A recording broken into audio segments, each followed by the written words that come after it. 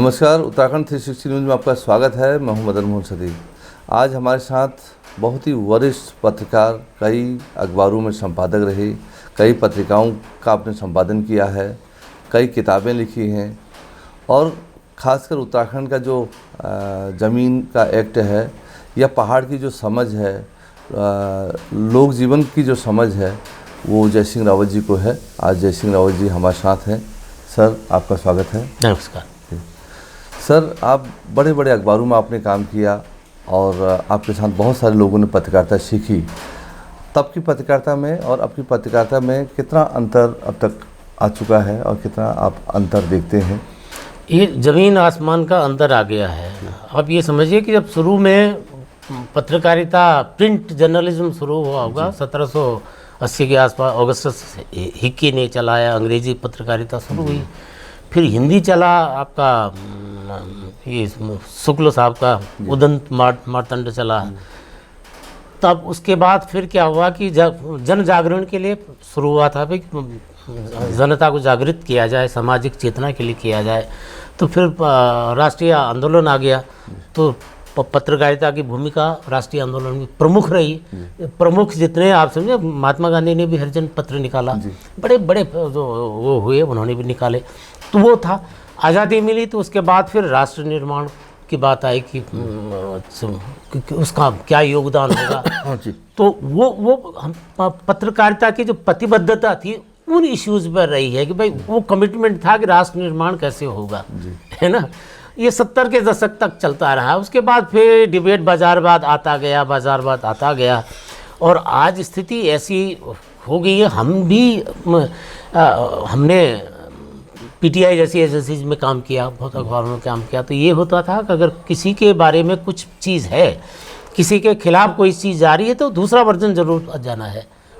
उसका तब तक वो छपेगा नहीं या तब तक वो रिलीज ही नहीं होगा जब तक आप दूसरा वर्जन, जिस आदमी के बारे में आप बात कर रहे हैं, जिस पक्ष के बारे में आप बात कर रहे हैं, जब तक उसका बात नहीं आएगी तब तक आप वो नहीं छपता था। ये स्थिति होती थी। और दूसरा ये भी लगता था कि कहीं हमारे संवाददाता कोई स्टोरी प्लांटेड तो नहीं है, इसके पीछे कोई गड़बड़ तो नहीं है। फिर ये भी होता था कहीं ये कोई सांप्रदायिकता तो नहीं, इससे समाज में विद्वेष तो नहीं फैलेगा। आप चाहे हिंदू मुस्लिम हो या अपर कास्ट लोअर कास्ट हो, कैसा तो नहीं होने वाला है, क्योंकि अपना लोगों को पत्रकारिता का कमिटमेंट था समाज के लिए। क्योंकि पत्रकार आखिर कहाँ से होता है? इसी समाज से है। इसी समाज का सब कुछ होता है उसके पास, समाज नहीं तो वो भी नहीं है। तो इसलिए उसके कमिटमेंट होते थे और समाज के लिए ही पत्रकारिता होती थी, जब वो करें। लेकिन आज स्थिति ये हो गई, खासकर जब से ये इलेक्ट्रॉनिक मीडिया जब से आ गया है। अब इलेक्ट्रॉनिक मीडिया की कई चीज़ें दिक्कतें हैं, आप समझ लीजिए। हम लोग थोड़ी बहुत तनख्वाह, आपने देखा है हमको, थोड़ी बहुत तनख्वाह में ही अपना गुजारा कर लेते थे, है ना। साइकिल भी में ही काम चल जाता था। और आज लोगों की मजबूरी है, कार नहीं है तो पत्रकारों को, कल के बच्चे हैं, अगर कार नहीं है तो उनको पता, वो तो वो है। मेरे पास अभी भी मोटरसाइकिल है, मैं कार चलाना मेरे को आता नहीं है। तो वो थी कि सीमित साधन थे। हाँ, थोड़ा बिगड़ैल लोग होते थे, वो खाने पीने वाले, बस उसके साथ वही होता था पत्रकारों का। बाकी ये था कि और इतनी आवश्यकताएं नहीं होती थी। अब इतनी आवश्यकता है तो आपको सैलरी बहुत ज़्यादा चाहिए और उतना मीडिया में उतना इनकम होता ही नहीं है। आज आप खासकर इलेक्ट्रॉनिक मीडिया में आप देखो तो आपका अब तो ओबी वैन नहीं आ रही है। पहले तो वैन बिल लेके चलना पड़ता था, अब तो कुछ भी नहीं। लेकिन अब तो जितनी इंफॉर्मेशन टेक्नोलॉजी की वजह से इतना परिवर्तन आ गया है तो वो हो जा। लेकिन एक इलेक्ट्रॉनिक मीडिया का आप दफ्तर भी अगर कहीं पर खोलते हैं, ब्रांच ऑफिस भी खोलते हैं, कितना तामझाम की आपको ज़रूरत है, कैमरामैन की ज़रूरत है, आपको रिपोर्टर की ज़रूरत है, आपका उसका एडिटिंग के लिए आपको चाहिए, आपका अंदर पीसीआर भी आप बनाएंगे, छोटा मोटा सब कुछ चाहिए होता। तो कितना, मतलब लाखों का खर्चा है, कई लाख का मतलब खर्चा है। तो वो कहाँ से आएगा? हम मतलब भाषण देना तो बहुत आसान है कि तुम्हारा चारित्रिक पतन हो गया है, तुमने पत्रकारिता को बंटाधार कर दिया, बोलना तो आसान है। लेकिन वो जो चैनल चलाएगा वो कैसे चलाएगा जब इतने खर्चे और सैलरी भी आजकल। हम तो 2-2, 3-3, 4-4 हज़ार में, 5-5 हज़ार में। मेरे ख्याल से जब आपने हमको देखा होगा, मेरे ख्याल 2-3 हज़ार 20 तनख्वाह मिलती होगी हमको, है ना। वो उसी में अपना घर चलता था, हम बच्चे भी पढ़ाते थे, पढ़ाए हमने। लेकिन आज कोई कल्पना भी नहीं कर सकती क्या हम लोगों को इतनी तनख्वाह मिलती होगी। उस ज़माने में ये था। आज तो लाखों में बात होती है ना। वो लाखों रुपए कहाँ से आएगा, चैनल का मालिक कहाँ से लाएगा। तो वो तो फिर कहेगा कि देखिए आप सरकार से के मिल के चलिए, आप क्या कहते हैं जो उद्योगपति हैं उनसे मिल के चलिए, और अगर आप कुछ देख रहे हैं कुछ गलत हो रहा तो आंख मूंद लीजिए। तो ये मजबूरी आज जो कुछ मजबूरियां भी हैं, कुछ लोगों की अति अभिलाषाएं भी हैं। परिस्थितियां आज ऐसी हो गई हैं कि आप दूसरा पक्ष, अब होता क्या है कि इससे सत्ताधारी बेलगाम हो उनको अपनी आलोचना बर्दाश्त नहीं होती है। अगर आपको आलोचना कर भी देंगे तो कहीं आपको ये ना बोलते ये टुकड़े टुकड़े गैंग हो गया है, या इस तरह से भी बातें उठती हैं। तो ये है स्थिति आज। पहले जो संपादक होते थे उनका एक बड़ा नाम होता था, समाज में एक वजन होता था, और बच्चे उनसे कंपटीशन होता था कि मुझे जैसे मैं जब श्रीनगर गढ़वाल में पढ़ाई कर रहा था तो हमने अपने जो प्रोफेसर साहब थे उनसे कहा कि जय सिंह राव जी के साथ हमको इंटर्नशिप करनी है।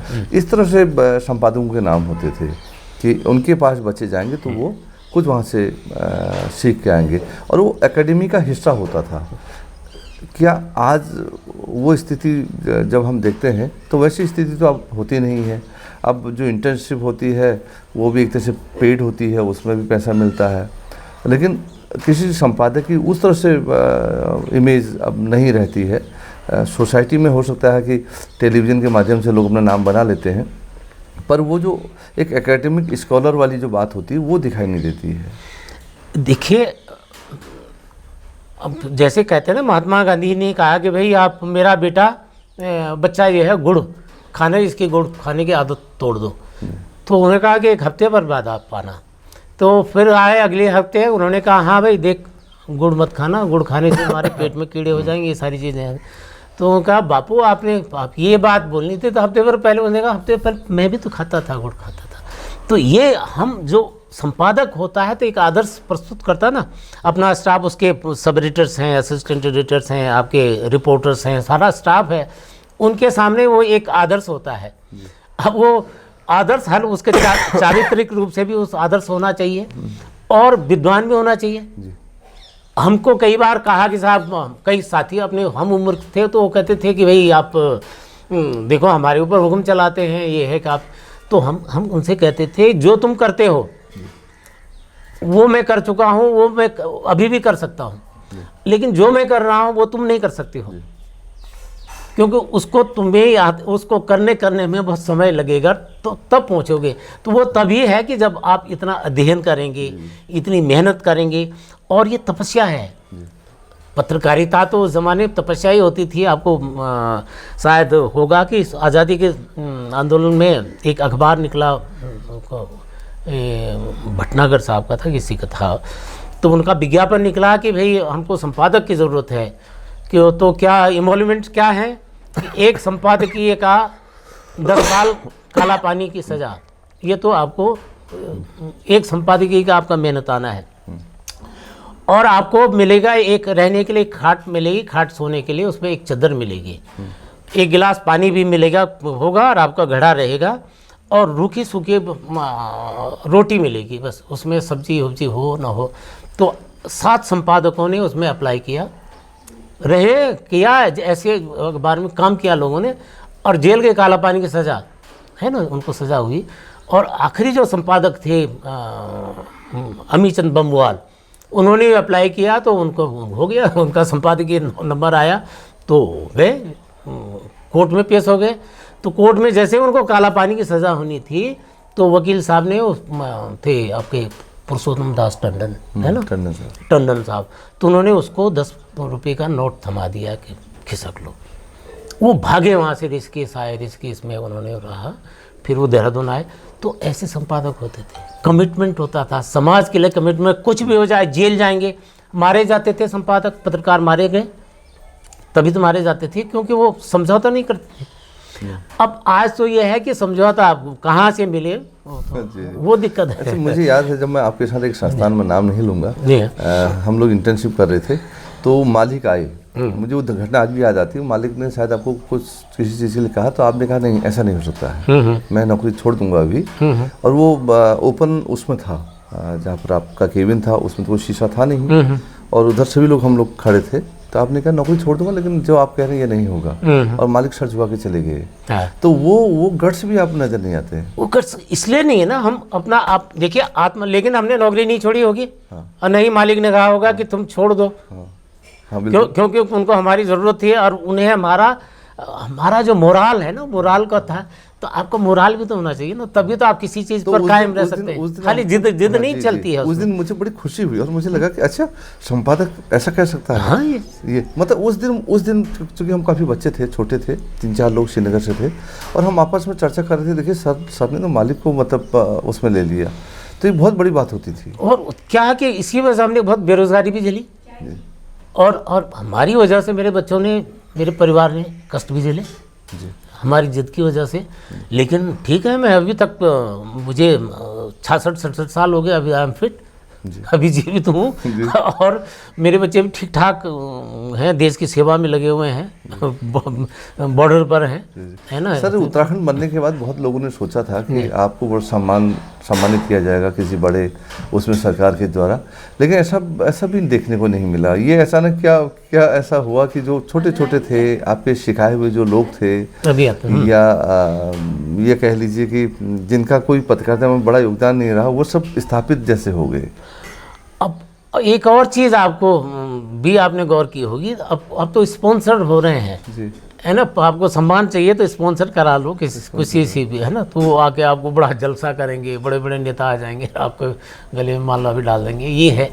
बहरहाल मुझे मैंने इस पे लिखा था कि आर्टिकल एक बार कि लखनऊ से सरकार देहरादून आ गई, लेकिन वो विकास की गाड़ी जो है पहाड़ नहीं चढ़ पा रही है, इस तरह से लिखा था। फिर ये लिखा था आज भी पोस्ट ऑफिस दूर है, आज भी गंगी गांव के लिए और उसका हरमल चोटिंग और वहाँ सारे गाँवों के लिए 40-40 किलोमीटर पैदल चलना पड़ता था, आज भी प्राथमिक स्वास्थ्य केंद्र ये इतनी दूर है, ये सारी चीज़ें लिखी थी। तो उसमें केसी कुलिस मुझे अवार्ड मिला था राजस्थान पत्रिका का। और छोटे अब बाकी तो ये है कि उत्तराखंड सरकार का आप ये बोलिए कि मैं उस चयन समिति इन्होंने बनाया, उत्तराखंड सरकार ने, उसमें 3 लोगों को रखा, एक प्रिंट मीडिया से और एक क्या कहते हैं इलेक्ट्रॉनिक मीडिया सर, एक वरिष्ठ साहित्यकार था।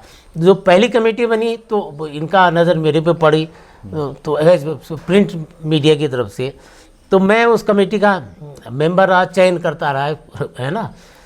तो बाद में अब इनकी सरकार की नियत ही नहीं है, उसको केवल मतलब 10 साल में केवल एक बार एक आदमी को पुरस्कार मिला उसके बाद, क्योंकि इनको जो हमारा सूचना विभाग है ना, वो सूचना इंफॉर्मेशन ओरिएंटेड नहीं है, वो विज्ञापन ओरिएंटेड है, क्योंकि विज्ञापन में माल ज़्यादा है। और अब हमारे मित्र क्या करते हैं, जो उसमें अब कई चीज़ें ना पत्रकारिता में, आप बोलो कि विज्ञापन के लिए।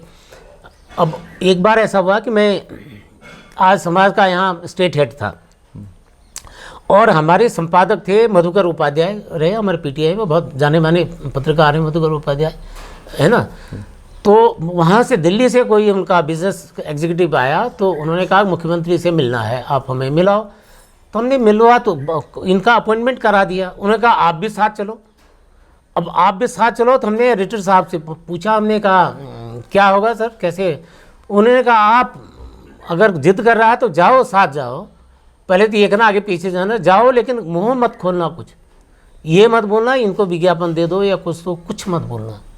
अगर जिद कर रहा है तो उनके साथ आप जाएंगे, जा सकते हैं, लेकिन बोलेंगे कुछ नहीं। तो ऐसे भी संपादक थे कि मतलब विज्ञापन आप नहीं बोलेंगे, आपका काम विज्ञापन जुटाना नहीं है।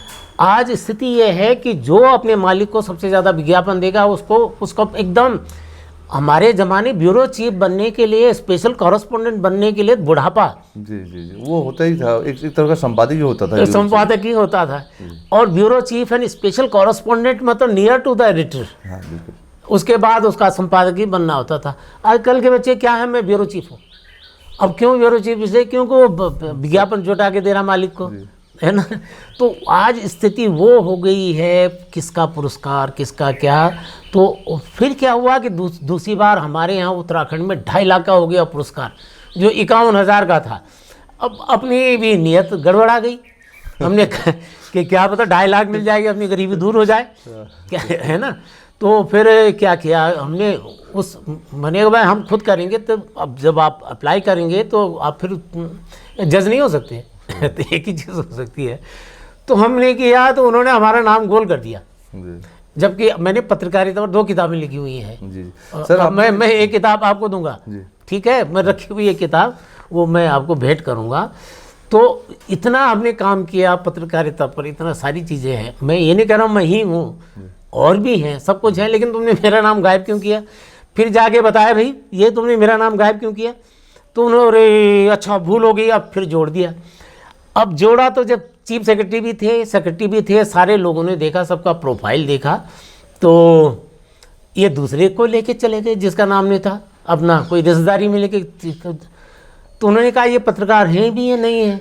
उन्होंने कहा हैं जी ये तो बहुत वरिष्ठ पत्रकार, उन्होंने दिखाओ। बाकी लोगों ने तो अप्लाई कर रखा है, उनका आपका बायोडाटा दिख रहा है, उनका किताबें दिख रही हैं, उनका आर्टिकल दिख रहे हैं, है ना। भाई हमने तो हिमालय से लेकर समुद्र तक सब कुछ लिखा है तो मैं ही नहीं, मतलब बाकी लोगों का भी। तो उन्होंने कहा ये नहीं होगा। तो उस बंदे ने, जो चयन समिति का सदस्य था, उसने इस्तीफा दे दिया।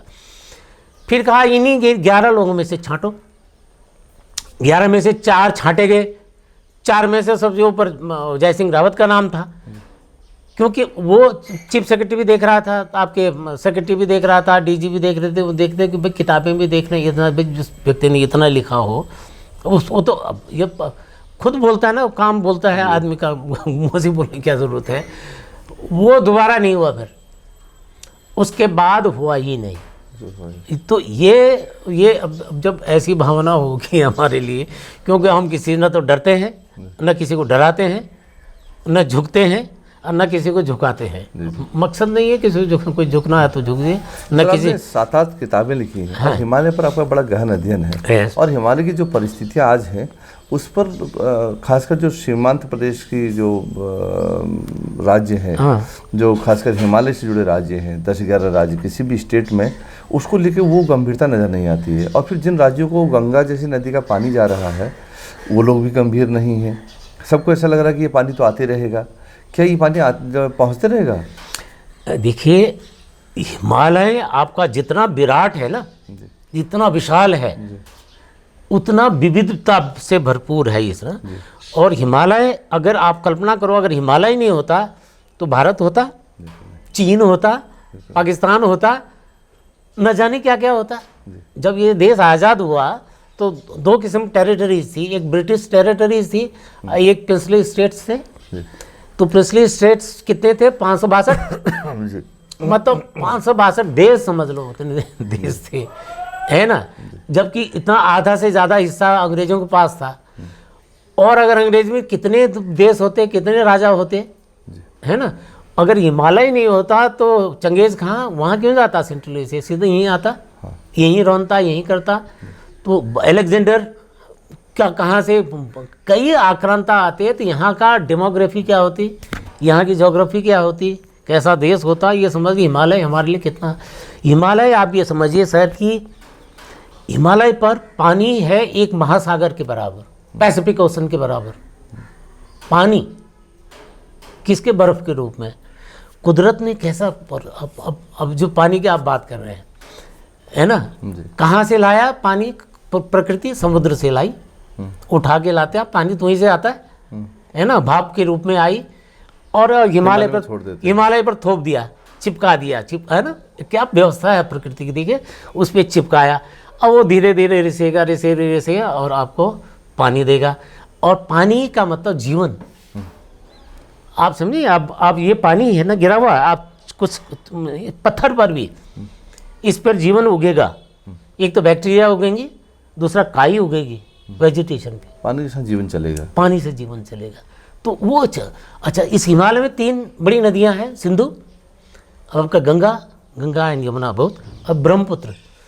हिमालय नहीं होता तो ये 3 नदियां नहीं होती। और हिमालय में ये समझिए कि करीब 8-9 करोड़ लोग हिमालय के वासी हैं। आप समझे, पाकिस्तान, आपका भारत, नेपाल, भूटान है ना, ये इसका है, तिब्बत, तो ये इलाका है। तो ये अगर हिमालय नहीं होता तो ये भी नहीं होता। दूसरा है कि मौसम चक्र, अगर भी हिमालय नहीं होता तो ये मानसून कहाँ से होता, मौसम चक्र चला गया होता, ऊपर चला गया होता मंगोलिया की तरफ, चीन को ऊपर, कहाँ पता नहीं कहाँ चला गया होता, तो वो चीज़ होती है। तो हिमालय इतना इम्पोर्टेंट हमारे लिए, और विविधताएँ देखिए आप, हिमालय कितनी वैरायटीज़ हैं। आप उसको कहते हैं कि जड़ी बूटी होती है ना, हिमालय की जड़ी बूटी क्यों महत्वपूर्ण होती हैं, उनमें मेडिसिनल वैल्यूज़ क्या होती हैं? जो वेजिटेशन विषम परिस्थितियों में भी जीवित रहती हैं, विषम परिस्थितियों में, भयंकर स्थिति में भी जो क्या कहते हैं वनस्पति जीवित रहती है, उसके अंदर ऐसे रसायन पैदा होते हैं, कुदरत ऐसे रसायन उनमें पैदा करता है कि ताकि वो सरवाइव करें। वो रसायन ही मेडिसिन हैं, उन्हीं से आपका मिलता है। तो इसलिए इतना मेडिसिन यहाँ पर आती है। यहाँ रत्नों की खान है। अब आप मिट्टी अगर देखिए, कितनी मिट्टी जाती है हमारे यहाँ से, गंगा का, यमुना का, 45 कितना है, 40-45 करोड़ आबादी है गंगा के मैदान की, यहाँ से लेकर वहाँ तक। वही ब्रह्मपुत्र का हाल है, वही सिंधु का पाकिस्तान का है।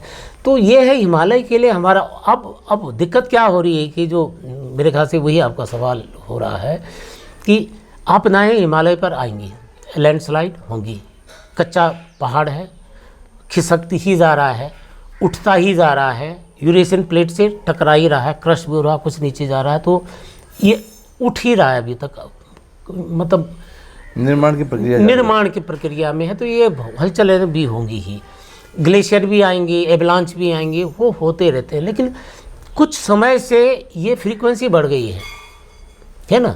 आपने देखा होगा अभी इसके ऋषि गंगा में, धौली गंगा में ऊपर रेणी चिपको का जो जहाँ जन्म स्थान है, वो गांव शिफ्ट हो गया है, उस खतरा हो गया उसके लिए, है ना। इसलिए हो रहा है क्योंकि एवलांच आ रहे हैं, अचानक आ रहे हैं, बाढ़ें आ रही है, बाढ़ बढ़ गई है, फ्लैश फ्लड आई। आप कल्पना कर सकते हैं बाढ़ कभी जाड़ों में आती है? अब वो धौली गंगा में तो बाढ़ कब आई? फरवरी में, 7 फरवरी को ऋषि गंगा में बाढ़ आ रही है। मतलब हिमालय पर की नदियों में बाढ़ भी आ रही है, तो कब आ रही है? जाड़ों में आ रही है, जबकि जाड़ों में तो पानी नहीं होता है। तो वो स्थिति, तो अजीब सी स्थिति हो रही है। आप देखें कि हिमालय पर आप जितने ऊपर चढ़ेंगे तो बारिश कम होती जाती है। हिमालय पर जाएंगे तो 100 मीटर पर 1 मिलीमीटर बारिश कम हो जाती है। हालांकि बारिश की फ्रिक्वेंसी बढ़ गई है, कम हो जाती है ना। तो आपका 5000 जो मीटर है, 5000 मीटर से ऊपर बारिश जा ही नहीं सकती, है ना। केदारनाथ आपदा जब हुई तो आप समझिए कि वो कहाँ बादल फटा, कितना खतरा मतलब हुआ। दूसरा ये ऋतु चक्र आपका है ना, ऋतु चक्र जो हमने कहा कि हिमालय के ऋतु चक्र हम छेड़छाड़ करेंगे, ऋतु चक्र अगर बदल जाएगा तो फिर क्या होगा कि उसमें 15 जून को मानसून आ गया, 15-16 जून को मानसून आ गया, जबकि मानसून कब 20 के बाद ही आता है, जून जुलाई में तब शुरू होता है। लेकिन ये जो मानव छेड़छाड़ हो रही है उसकी वजह से ना, तो अब कितना खतरा हो गया। मतलब अर्ली मानसून होगा तो जो रिसीड करता ना बर्फ, जो स्नो लाइन नीचे तक आ जाती है, झाड़ों में काफ़ी नीचे आ जाती, तो सूरज जो भूमध्य रेखा से वो जो ना कर्क राशि ये ऊपर आने लगता है, तो फिर गर्मी बढ़ती जाती है, तो स्नो लाइन पीछे खिसकती जाती है। अब स्नो लाइन तो वहीं है, तब तक बरसात आ गई, बरसात आए, बारिश आएगा तो पिघलेगा तो बाढ़ करेगा। तो उस समय 2013 में तो यहाँ से लेके टोंस से लेके काली शारदा तक हर जगह, हर बौखलाई, हर नदी बौखलाई, हर जगह बाढ़ आई है, फ्लैश फ्लड आया। तो इसके लिए आपने जो पुस्तकें लिखी हैं उसमें इसका जिक्र भी किया है, हाँ, किस तरह से अनदेखी हो रही है। ये सर आपने एक यहाँ के भूमि एक्ट पर भी काफ़ी काम किया, और वो अगर उसे समझना चाहें सरल शब्दों में तो वो क्या है सर? ऐसा था कि जब आज़ादी का आंदोलन चल रहा था तो उस समय ये हुआ कि देखिए हमारे यहाँ तो अंग्रेज चले जाएंगे, तो हमारी तो सामंती व्यवस्था है, हम सामंतों के अधीन रहे हैं, है ना, मतलब तो सामंतों के अंग्रेज चले जाएंगे, दूसरे मालिक हमारे आ जाएंगे, तो हमको तो लोकतंत्र चाहिए, जनता का राज चाहिए ना, इसीलिए तो आम आदमी सब लड़ रहे हैं इसके लिए, तो आम आदमी का राज चाहिए। तो इसके हुआ तो, लेकिन आम आदमी तो तभी होगा जब जमीन का मालिक होगा, जब मालिक होगा। फिर ये होगा कि सब जिसके पास जितनी ज़्यादा ज़मीन होगी तो वो तो फिर दूसरा राजा बन जाएगा, उसके अंडर में सब बंधुआ मजदूरों की तरह लोग काम करते रहेंगे, फिर गुलामी, तो फिर दूसरी गुलामी आ जाएगी। तो फिर ये सोचा गया 1946 में तब संयुक्त प्रांत हुआ करता था और गोविंद बल्लभ पंत जी प्रीमियर हुआ करते थे, उसमें चीफ मिनिस्टर नहीं होते थे, प्रीमियर उनको कहते थे। तो उनकी अध्यक्षता में 1946 में एक कमेटी बनी, भूमि सुधार कमेटी बनी, कि देखिए ये कमेटी बनेगी ताकि इक्वल डिस्ट्रीब्यूशन भी उसका हो जाए, जिसके पास ज़्यादा है वैसा नहीं कि कोई दूसरे को गुलाम नहीं बना सकता। इस तरह से उसमें चौधरी चरण सिंह भी थे और राजस्व मंत्री थे, मैं उनका नाम मैं अभी भूल रहा हूँ। तो उनकी कमेटी बनी, तो फिर बाद में चौधरी चरण सिंह को उसमें कुछ समझ में नहीं आया, क्योंकि किसान नेता था, उन्हें वो ज़मीन उन्हें मालूम था कैसे खेत जोता जाता है। तो पंत जी ने कहा कि चौधरी साहब आप ही रहो, इसको आप ड्राफ्ट करो, है ना, हमने किसानों के लिए करना है, आम आदमी के लिए बनाना है, और मेरे से बेहतर आप जानते हैं, आप रियल किसान हैं। तो उन ड्राफ्टिंग चौधरी चरण सिंह ने की, 1948 में सबमिट हो गई। सबमिट हुई तो 1950 में जब हमारा अपना संविधान आया, संयुक्त प्रांत से उत्तर प्रदेश बना, तो वो क्या कहते हैं आपका, वो एक्ट बन गया जमींदारी विनाश एवं भूमि व्यवस्था अधिनियम 1950। ये भारत का पहला भूमि सुधार अधिनियम था, है ना। तो उसके कई हैं, जैसे उसमें धारा 154 थी कि भाई कितनी ज़मीन आप खरीद सकते हैं, कितनी ले सकते हैं, 12 एकड़ से ज़्यादा नहीं हो सकता है ना। उसमें 157A भी है, आप अनुसूचित जातियों की ज़मीन, क्योंकि उनके पास ज़मीन नहीं है, अगर आप कोई किसी वो ट्रांसफरेबल हो गई तो सब खरीद लेंगे उनका, फिर वो भूमिहीन होंगे, फिर लोगों का काम करेंगे। फिर ये जनजातियाँ, देवर हंटर्स एंड गैदरर्स जिनको कहते हैं ना, जंगल भटकते नहीं, वो आए आबादी में, जो थोड़ा बहुत उनकी ज़मीन है तो वो बचाई जाए। तो 157A भी इसमें था। तो ये प्रोविज़न हुआ। तो फिर बाद में 1960 में उनका कि देखा जाए पहाड़ में तो सीढ़ीदार खेत हैं, छोटे छोटे खेत हैं, बिखरे हुए खेत हैं, यहाँ तो 12 एकड़ किसके पास हो गए। तो फिर वहाँ के लिए वो सीमा कुजा एक्ट पहाड़ के लिए बनी। तो आज आप देखें पहाड़ों में 2-3 किस्म के यहाँ कानून है। एक तो ZALR चलता है, जमींदारी जिसकी बात मैं कर रहा हूँ, और एक चलता है Kumaon Uttarakhand zamindari abolition and land reform act, है ना। कुमाऊँ जमींदारी का मतलब ये था उस समय, कुमाऊँ उत्तराखंड का मतलब 2 चीज़ें थी ना उस समय, एक तो टिहरी रियासत थी, राजा के अधीन थी, और ब्रिटिश गढ़वाल कुमाऊँ कमिश्नरी में था, इसलिए वो कुमाऊँ कमिश्नरी की वजह से उसको कुमाऊँ उत्तराखंड बोला गया, मतलब इंक्लूडिंग ब्रिटिश गढ़वाल, जो आज का चमोली है, रुद्रप्रयाग है, पौड़ी है, उसी में शामिल था। तो उसके लिए 1960 में नया कानून बना वहाँ के हिसाब से, और वो 65 से लागू हुआ। अब ये होते होते जब आप जानते हैं उत्तराखंड आंदोलन हुआ, उत्तराखंड आंदोलन के केवल विकास ही नहीं था, कल्चरल आइडेंटिटी का भी था, है ना, क्योंकि लोगों को था कि भाई हमारी जो सांस्कृतिक पहचान भी बनी रहनी चाहिए, हमको अलग राज्य भी चाहिए क्योंकि हम अलग हैं। क्योंकि उसी लाइन पर हिमाचल प्रदेश बन गया था। 1948 में ये हुआ कि भाई जो उन्होंने कहा कि भाई हम पंजाब के साथ हमने नहीं मिलना है। वहाँ लगभग 28 उस समय, कुल तो 35 थे पिछले स्टेट्स जो थे, उनमें से केवल 28 ने कहा कि राजा दुर्गाचंद थे उनकी अध्यक्षता में, उन्होंने कहा नहीं इसका नाम हिमाचल रखो, हिमाचल प्रदेश, और हम अलग, हमारी पहाड़ के लोग हैं, हम पहाड़ी संस्कृति हमारी, हम हिमाचल इसके साथ पंजाब के साथ हमारा सांस्कृतिक रूप से मेल नहीं खाता, इसलिए हम अलग हो। तो आपको याद होगा कि फिर एक वो फैजल अली कमीशन बना, पुनर्गठन राज्य पुनर्गठन आयोग बना, तो उसमें पणिकर भी थे, KM पणिकर भी थे और लोग भी थे। तो उन्होंने कहा नहीं ये इकोनॉमिकली वाइबल नहीं होगा, इसलिए इसको उसमें पंजाब में मिला दो, ठीक है।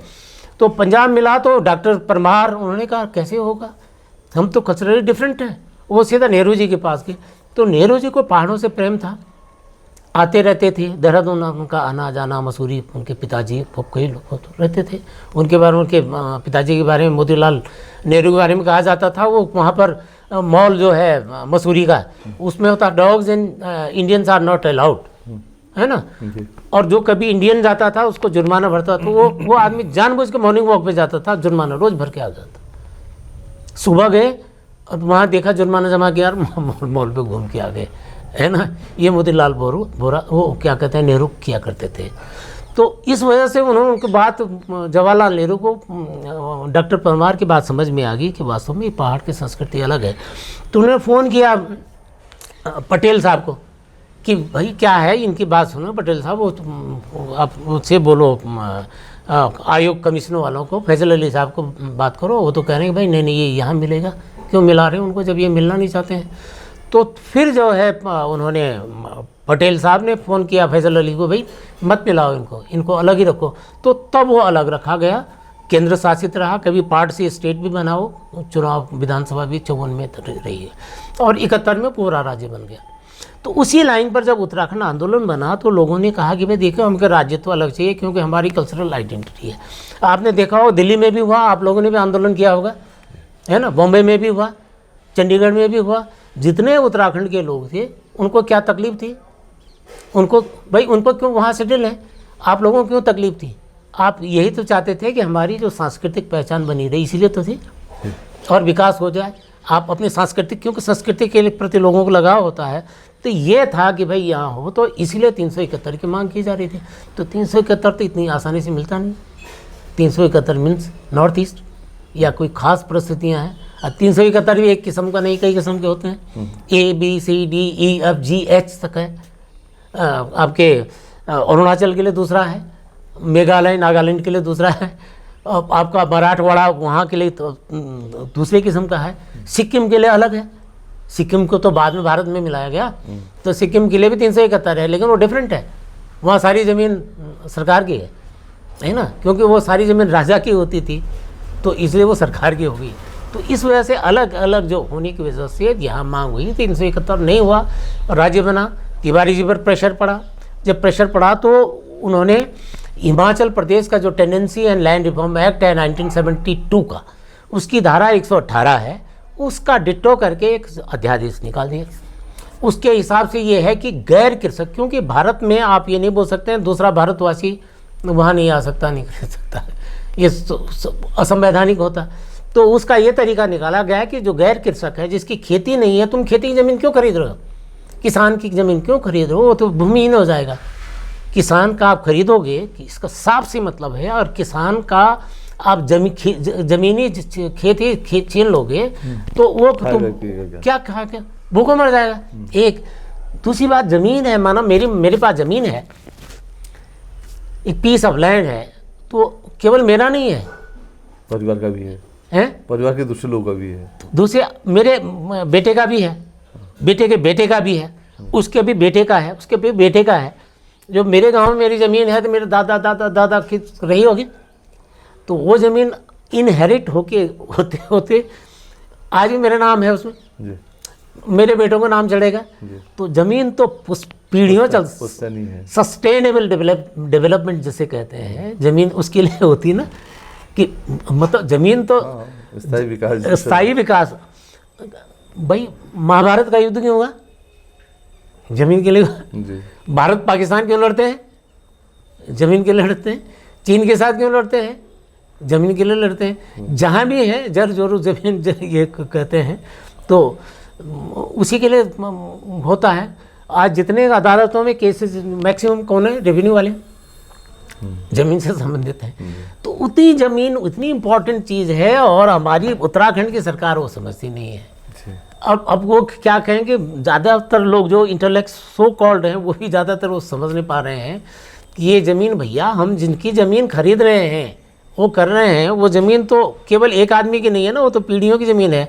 आपने उसको थोड़ा बहुत, अरे टीडी वालों को दिया ना, उदाहरण आपके सामने, TSGC ने खूब पैसा दिया टीडी के विस्थापितों को, और वो आया, उन्होंने उड़ाया बिछाया, हो गया, खा लिया पी लिया, मुर्गे खा के ठाट कर दिया, हो गया। अब आने वाली पीढ़ी के क्या होगा, जी। तो वो स्थिति है, तो इसलिए यहाँ पर वो भूमि कानून बना था, और उस भूमि कानून का तिवारी जी ने कहा कि चलो बाद में कि भाई थोड़ा सा गलती इसमें ये हुई कि भाई उसकी धारा 2 में कि भाई ये नगरीय क्षेत्रों में लागू नहीं होगा। नगरीय क्षेत्रों में ही ज़्यादा ज़मीनों खरीद फरोख्त होती है। प्राइम लैंड तो नगरीय होती है, वहीं ज़्यादा महंगी भी होती है। इंटीरियर में तो कोई फ्री में भी ज़मीन देने, वहाँ तो बंजर हो गया खेत, वहाँ झाड़ियाँ हो गई, बंदर आ रहे हैं, सारी चीज़ें हो गई, तो वहाँ कोई खरीदने वाला नहीं है। जहाँ खरीदार हैं वहाँ आपने खुली छूट दे दी। वो था, फिर भी चलो था कि ये है कि पहाड़ों में जाएगा। उसके बाद इन्होंने क्या किया कि जैसे खंडूड़ी जी आए, उन्होंने कहा 500 वर्ग मीटर है, इसे और कम करो। फौजी आदमी तो स्ट्रिक्ट बनेगा, नहीं टू मच, कम करो इसको, 250 मीटर कर दिया उसको। लेकिन ये उनको बताया नहीं गया कि ये तो यहीं शहर में है। मैंने ये सवाल उठाया प्रेस कॉन्फ्रेंस में, मैंने कहा जनरल साहब आप ये कह रहे हैं कि साहब उत्तराखंड में कोई खरीद नहीं सकता है, क्या देहरादून में नहीं खरीद सकता? उन्होंने कहा नहीं खरीद सकता। मैंने कहा खरीद सकता है, कि कैसे कर सकता? मैंने उसकी धारा 2 पढ़ो आप, जिस कानून की बात कर रहे हैं। तो बगल में एस.के. दास चीफ सेक्रेटरी थे, मैं बता रहा हूँ, मैं चैनल पे बात कर रहा हूँ। उन्होंने कान पे पूछा, उन्होंने कहा हाँ ही इज़ राइट, आप समझे कि ये नगरीय क्षेत्र में ये लागू नहीं होगा। तो फिर क्या हुआ कि जब यहाँ नगर पालिकाओं का विस्तार, आपका इस इलाका ये बिल्कुल शहर के बीच में है जहाँ आप बैठे हुए हैं, यहाँ सफाई कर्मचारी नहीं है, ठीक है। हम लोग अपने अपने घर के आसपास खुद साफ करते हैं, कोई नालियाँ देखने वाला नहीं है, कोई नहीं देने वाला। और इसके अंदर का 40 गांव नगर निगम में शामिल कर दिए। उन गांवों के लिए एक सफाई कर्मचारी नहीं है, वहाँ के लिए कोई एक्स्ट्रा कुछ नहीं है। वो केवल इसलिए बढ़ाया गया ताकि वहाँ की ज़मीनें खरीदी जाएँ और विस्तार हो सके, इसीलिए तो खरीदी गई। देहरादून में, अकेले देहरादून में 85 जिले में 85 गाँवों को नगर निगमों, नगर पालिकाओं में शामिल कर दिया। उन गाँवों में खुली खरीद हो गई। आपने सूर्यधार की बात सुनी होगी, बड़े बड़े लोगों ने पहले वहाँ थोड़ा प्रोजेक्ट बनाया, सीधे ज़मीनें खरीद लेते हैं। हमारे नेता जब उत्तराखंड आंदोलन के दौरान क्या दयनीय हालत थी, आज वो लग्जरी कारों के मालिक हो गए, कोई उन्होंने उद्योग नहीं किया, कोई ऐसी बड़ी नौकरी नहीं की। अब वो कैसे हो रहे हैं, अब वो क्या कर रहे हैं, ज़मीनें खरीद रहे हैं। तो एक तो ये था। दूसरा, आपने गैरसैंण साहब ये राजधानी हो गई आपका, ग्रीष्मकालीन राजधानी तो कुछ नहीं है। बिल्डिंग का ग्रीष्मकालीन राजधानी का मतलब वही जहाँ से राज चलेगा। विधानसभा सत्र का मतलब राजधानी नहीं होती है ना। तो वो आप कर नहीं रहे हैं, वहाँ सरकार बैठ नहीं रही है, खाली आपने घोषित कर दिया बिल्डिंग को ये ग्रीष्मकालीन राजधानी। बहरहाल टाउनशिप बनेगी। तो 2012 में ये हुआ था कि यहाँ गैरसैंण तहसील में ही ज़मीनों की खरीद फरोख्त पर रोक लगा दी गई थी, कोई नहीं खरीद, रजिस्ट्री नहीं होंगी। 2017 में त्रिवेंद्र सिंह जी आए तो उन्होंने सबसे पहले वो रोक हटा दी। अब रोक हटा दी तो अब बाद में लोगों को समझ में नहीं आया। अब जिस दिन उन्होंने घोषणा की ग्रीष्मकालीन राजधानी की, दूसरे दिन कह गए देखे मैं भी यहाँ का निवासी हूँ। तो अब लोगों ने बच्चा इन्होंने भी ज़मीन खरीद ली। अब किसने सुना कि धन सिंह रावत ने भी वहाँ ज़मीन करी, जमन सिंह की ज़मीन 6.5 नाली, एक ने 6.5 नाली, एक ने। पता चला कि साहब की प्रेमचंद अग्रवाल भी उधर ढूंढ रहे हैं। पता चला कि सतपाल महाराज की वो सलियाना बैंड के आसपास एक ज़मीन खरीद ली, कुछ और ढूंढ रहे हैं। तो जितने नेता हैं, मतलब मैं तो केवल अब बोला, इसमें कांग्रेसी भी खरीद रहे होंगे, बीजेपी वाले सारे नेता खरीद रहे हैं, है ना। तो जो लैंड शार्क जिसको कहते हैं, तो ये लैंड शार्क तो नेता है। अब इन्होंने जब यहाँ पर भू कानून की बात उठने लगी, भू कानून की, भाई तुमने क्यों इसमें संशोधन किया, त्रिवेंद्र सिंह जी ने बीजेपी के राज में, उसका धारा 154 जो लिमिट जो मैंने बताई थी वो कर दी। दूसरी बात ये है कि मुझे इस मकान की लैंड यूज चेंज कराने में एड़ी चोटी का जो लगाना पड़ा, तिवारी जी के पास के 50 चक्कर में, तब जाके लैंड यूज चेंज हो पाया। अब उन्होंने कर दिया है जो कृषि योग्य ज़मीन जो होगी, विदिन अ वीक आपको उसका लैंड यूज चेंज करना पड़ेगा, ठीक है। मतलब पहाड़ में जिस जगह पर जहाँ पर उसका लैंड यूज हफ्ते भर में हमने हो जाएगा, इस तरह के संशोधन कर कितनी भी आप ज़मीनें खरीद लो, मतलब ये स्थिति हो गई है। टीरी डैम, एक चीज और आया जो ये प्राधिकरण बीच में बनाया गया। अब प्राधिकरण तो आप खैर हटा दिए गए, लेकिन प्राधिकरण के लोग जो नौकरियों में रखे गए वो अभी भी हैं, या दायित्व है, वो अभी भी लोगों को डराते हुए नजर आते हैं। कई जगहों पर कई जगहों शिकायतें आई कि रामनगर के आसपास प्राधिकरण का कोई व्यक्ति जाता है और वो पता नहीं नकली नोटिस होते कि ओरिजिनल होते हैं, वो लोगों को चिपका देते हैं और लोग पीछे पीछे चक्कर काट रहे, और फिर सामने तो नहीं, पीठ पीछे कई बातें होती हैं कि भाई किस तरह से अधिकारी को मनाया गया या जो कर्मचारी आया था, ये सब भी क्या है। ये सब प्राधिकरण का कॉन्सेप्ट ही इसलिए था कि जो आम सरकारी विभाग नहीं है प्राधिकरण को कुछ विशेषाधिकार होते हैं, है ना। जैसे यहाँ पर देहरादून में मसूरी देहरादून डेवलपमेंट अथॉरिटी, मसूरी देहरादून विकास प्राधिकरण जैसे कहते हैं, तो वो किसी को डिमोलिश कर सकते हैं, कुछ कर सकते हैं। ये सरकारी विभाग में ये होता है भाई, इसलिए नहीं रखा गया कि लोग प्रभावित हो जाएंगे, सिफारिश करेंगे और सारी चीज़ें, इसलिए प्राधिकरण बनाए गए थे कि भाई ये ज़्यादा सख्ती से करेंगे और रीजन स्पेसिफिक कोई खास जगह के लिए के विकास पर ज़्यादा ध्यान देंगे। तो हमारे यहाँ दुर्भाग्य से है कि जिसको कुर्सी मिल जाती है, कोई भी है, मतलब समूह ख ग क जो भी श्रेणी, आपने हिमाचल प्रदेश का वर्क कल्चर, आप बड़े पत्रकार हैं, आपने देखा है वहाँ का वर्क कल्चर डिफरेंट है, दूसरे राज्यों का डिफरेंट है। हमारे उत्तराखंड और उत्तर प्रदेश का एक ही जैसा वर्क कल्चर है। यहाँ चतुर्थ श्रेणी का कर्मचारी भी इज़ एन अथॉरिटी, ठीक है। यहाँ पर आप समझिए कि अधिकार और कर्तव्य एक सिक्के के दो पहलू हैं। अधिकार कर्तव्य के निर्वहन के लिए दिए जाते हैं, तभी तो दिए जाते हैं। अधिकार, किसी को अधिकार क्यों दिया जाता है? ये कर्तव्यों का निर्वाह करेगा, है ना। अधिकारों के लिए कर्तव्य नहीं होता है ना। लेकिन उनको जो उनका पदनाम क्या है, ग्राम विकास अधिकारी, जो ग्राम सेवक होता था उसको ग्राम सेवक कहते थे। विलेज लेवल वर्कर जो होता था, वैक्सीनेटर होता था, वो सारे अधिकारी हो गए, है ना। एक बार वहाँ ये मैंने उनका भाषण भी सुना, पांडे साहब जो थे ICS, है ना, तो उन्होंने यहाँ पर उसमें कोसी कटारमल में उसमें इंस्टीट्यूट में सम्मेलन चल रहा था, तब वो कह रहे थे कि यहाँ तो सब हर कोई अधिकारी हो गया। पहले ये बात नहीं थी, है ना। जिले अधिकारी, परगने का अधिकारी, वो सब अधिकारी, कर्तव्य जिसकी ड्यूटी से कोई मतलब ही नहीं। तो वो जो भावना हमारे अंदर है, अच्छा वही होगा, वो नेताओं में भी हुई। वो आम आदमी, कल आप चुनाव लड़ो, विधायक बन जाओ, तो आप भी अधिकारी हो गए। हाँ। फिर आपका रुतबा अलग है, आप आम आदमी तो नहीं, फिर मंत्री हो गए तो फिर हो।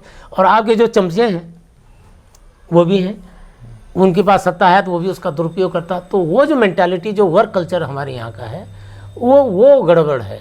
नहीं, ये सर मैं ये समझना चाह रहा था कि जो ये कहा गया कि प्राधिकरण से नक्शा पास करना पड़ेगा उन जगहों में भी जहाँ पर नगर पालिका है, वहाँ प्राधिकरण है नहीं, लेकिन वो किस तरह का प्राधिकरण था और फिर उसे क्यों आखिर एबॉलिश किया गया, और उसके बावजूद भी उसके अधिकारी उसके नाम पर डराते रहते हैं।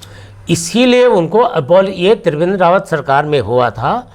और जब बाद में ये आए, बाद में जब बहुत ज़्यादा विरोध होने लग गया इन प्राधिकरणों का, लोगों को ज़्यादा सताने लगे, ज़्यादा एक्सप्लॉइटेशन होने लग गया, एक्सट्रैक्शन होने लग गया ना, दूर रहे थे वो लोगों के, तो फिर तब जाके एबॉलिश के लिए इसी से का जो आप बात एबॉलिश करने के बाद भी वो पैसा ले रहे हैं, उसके बाद भी वो लोगों को डराते हैं, लोगों को जानकारी नहीं है। तो उसको जानकारी किसको देने? सरकार को बोलना चाहिए था कि अब नहीं है, चुपचाप आपने एबॉलिश कर दिया उसको। आप करो ना, आप मुख्यमंत्री जी या मंत्री लोग अपना बड़े बड़े थोबड़े अखबारों में, टेलीविज़न पर दिखाते हैं, अरे इन चीज़ों को दिखाओ ना कि आपके देखिए पब्लिक के अधिकार क्या हैं, देखिए हमने ये बंद कर दिया, अब आप कोई ये नहीं करेगा, अब आप करो भाई, आपको हम वैक्सीनेशन हो रहा, आपको फला आप किस जगह पर, ये इस जगह पर भी यहाँ मिलेगी, आप उस तारीख को जाके जनता से संबंधित, जनता के हितों से संबंधित चीज़ों का तो प्रचार नहीं कर रहे हैं। अपना मुखड़ा आप दिखाने के लिए अखबारों में, टेलीविज़न पर दिखाने पर प्रचार कर रहे हैं। तो ये कौन है?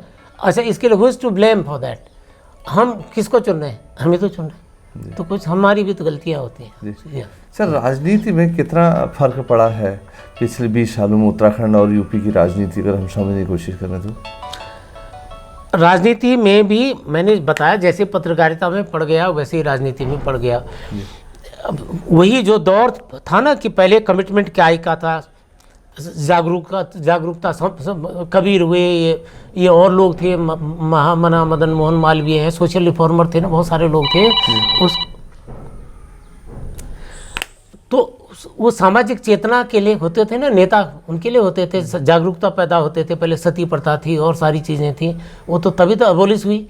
समाज में बहुत सारी बुराइयां थी तो हुआ, फिर स्वाधीनता आंदोलन हुआ, तब भी लोगों को जगाना था, लोगों को लामबंद करना था, तभी तो आज़ादी मिली। उसके बाद फिर राष्ट्र निर्माण की बात आई, तो प्रतिबद्धताएँ थी। जैसे बीजेपी की अपनी आइडियोलॉजी है, अब आप सहमत हो न हो, लेकिन वो अपनी जगह वो भी है। कम्युनिस्टों की अपनी थी, साम्यवाद की थी अपनी थी, दूसरा न कांग्रेस की तरह न लेफ्ट है न सेंटर राइट है, न बीजेपी के जनसंघ की तरह और न क्या कहते हैं कम्युनिस्टों की तरह, बीच में। आप समाजवादी भी हैं, आप धर्म को भी सबको मानते हैं, सबका वो कर रहे हैं, है ना, लेकिन आप दक्षिणपंथी नहीं हैं। तो वो आइडियोलॉजी पर लोग उन विचारधाराओं के पीछे खड़े होते गए। तो ठीक है, आज ये चलता रहा। अब ये धीरे धीरे माहौल ऐसा बदलता गया, माहौल बदलता है। आज विचारधारा के पीछे लोग खड़े नहीं, कुर्सी के पीछे खड़े हैं, ऐसा ना।